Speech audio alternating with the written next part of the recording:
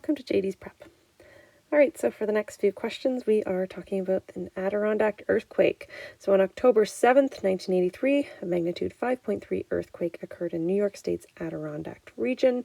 The earthquake's epicenter was at Blue Mountain Lake, which is approximately 32 miles southwest of Mount Marcy. So I've brought up the map of New York State here for the bedrock geology. Just for our reference, Mount Marcy is right here. So we're talking about the epicenter being, a little bit southwest of there. But what we're being asked is to circle the New York State location between Old Forge and New York City that recorded the greater amount of time between the arrival of the first P wave and the arrival of the first S wave from the Blue Mountain Lake earthquake.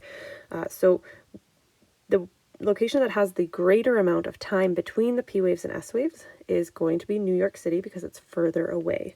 Okay, so New York City has a greater difference between the P wave and the S wave arrival time simply because there was further for those waves to travel.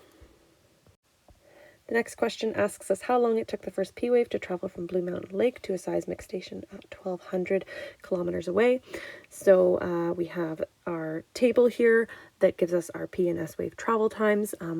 Looking down here at the epicenter distance, so it's 1,200 kilometers away, so that's going to be 1.2 on this scale here, which is just right there.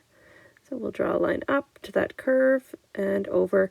So it's 2.5 minutes or just over 2.5 minutes will be the travel time. So maybe 2 minutes, 30 seconds or so. Next, we're asked to identify one type of metamorphic surface bedrock where this earthquake epicenter was located. So we've determined the epicenter is 35 miles southwest of Mount Marcy.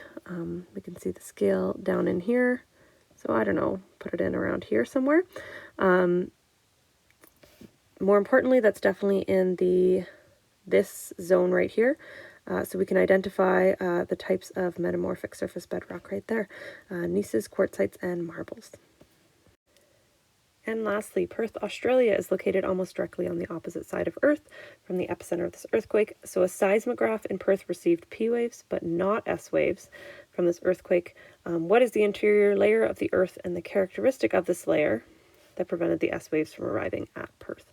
So S waves will not travel through liquid. So we are identifying the outer core right here as the layer of the Earth.